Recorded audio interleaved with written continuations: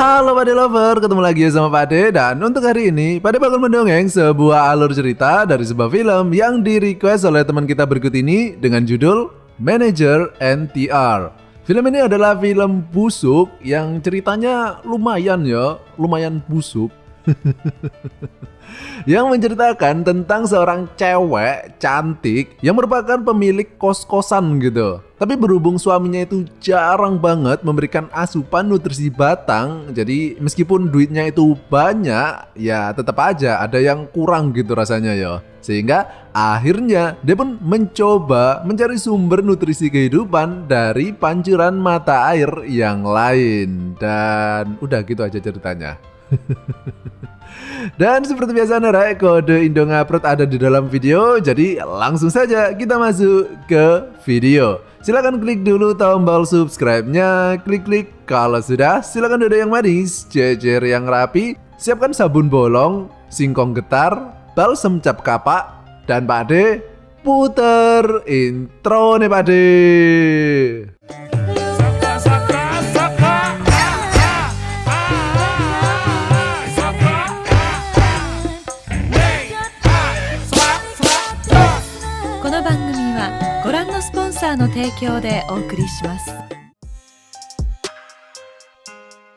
Film ini dimulai dengan penampakan sepasang suami istri, di mana sang suami ini pagi-pagi banget udah buru-buru pengen pergi keluar karena dia ini udah janjian mabar pepeng shot bareng teman-teman ngamennya. Sehingga istrinya yang semlohe ini pun terpaksa tinggal di rumah sendirian. BTW, ada yang tahu nggak siapa nama dari Mbak cantik yang satu ini? Iya, dia ini adalah Minami Aizawa yang sekarang ini tengah memerankan seorang istri yang cantik, baik hati, dan kesepian. Karena suaminya itu galak banget dan nggak pernah menggunakan jasa wisata goa miliknya. Nah, Minami yang juga merupakan pemilik dari kos-kosan, dan ini tengah menghitung pendapatan dan juga pengeluaran bulanannya, sembari sekali-kali mencoba browsing-browsing update video Nekopoy. Sementara itu, suaminya yang tadi udah minggat pagi-pagi banget, sampai sekarang itu dia itu masih belum pulang. Padahal udah waktunya jam menyusui sehingga Minami kemudian mencoba menelponnya, tapi nggak diangkat-angkat. Dan saking merasa keselnya menunggu suaminya tersebut, Minami kemudian mencoba rebahan sampai akhirnya dia pun ketiduran. Nah, di dalam tidurnya tersebut, Minami yang emang jarang banget menikmati singkong dewa, dia pun kemudian bermimpi tengah melakukan bercocok tanam dengan pria yang tidak dikenal. Dan film ini pun dimulai. Dompet lempit ibu kos. Minami yang tengah bermimpi becek itu pun kemudian terbangun. Dan ia kemudian dikagetkan dengan sosok seorang pria yang tengah duduk di kursi di dekatnya. Pria itu pun kemudian mencoba mendekatinya. Dan Minami yang masih setengah sadar ini pun agak lola gitu otaknya, karena mimpi becek barusan itu Nah, pria ini yang tampangnya blendes ini dia ini bernama Kitayama, dan dia ini niatnya ingin menyewa salah satu kamar kos di tempat ini. Karena kata temennya, kos di tempat ini adalah kos-kosan yang paling murah gitu yang ada di Jepang. Sehingga cocok banget untuk mahasiswa abadi sepertinya. Minami kemudian mengantar Kitayama ke kamar kos yang kosong. Namun Minami ini agak grogi gitu karena memang selain karena dia ini pemalu, Minami itu agak kaget pas muncul Kitayama pas dia lagi mimpi becek gitu tadi. Sehingga dia ini ngomongnya agak ngelantur gitu, agak salting gitu Nah, malamnya dan sampai saat ini suaminya itu tadi masih belum pulang Ini punya istri cantik kayak gini malah dianggurin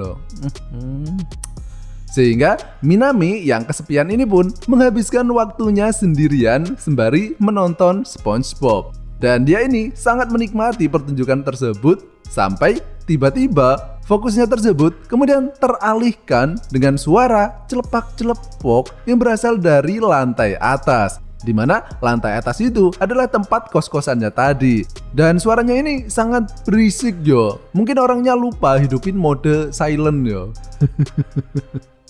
Dan karena Minami ini emang jarang banget mendapatkan asupan nutrisi batang hariannya, ketika ia mendengar suara tersebut, ia pun kembali teringat dengan nasib tragis yang dialami oleh bikang angetnya. Karena tidak pernah digunakan sama sekali oleh suaminya toh.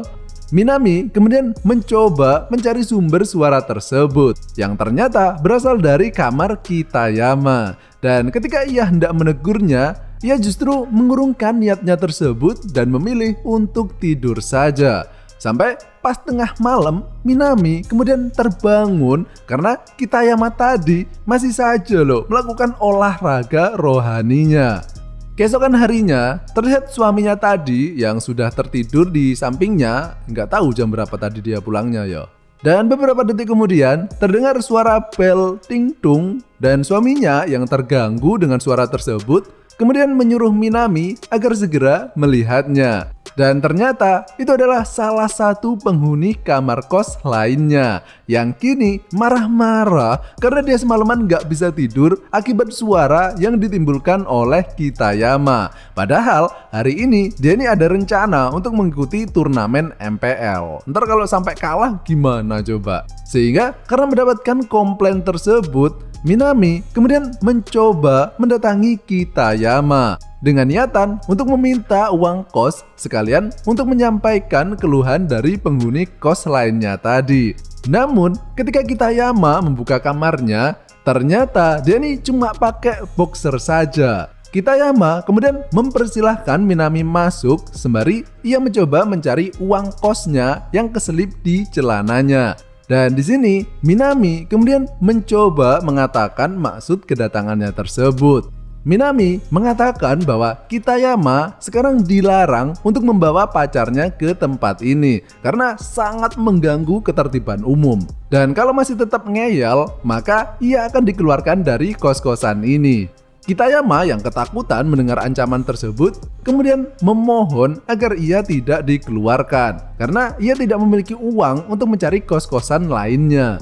Dan mendengar hal tersebut, Minami yang kini tahu kalau Kitayama memiliki singkong dewa super, ia kemudian mengatakan kalau Kitayama masih boleh kos di tempat ini asalkan ia mau menjadi sumber nutrisi batang hariannya.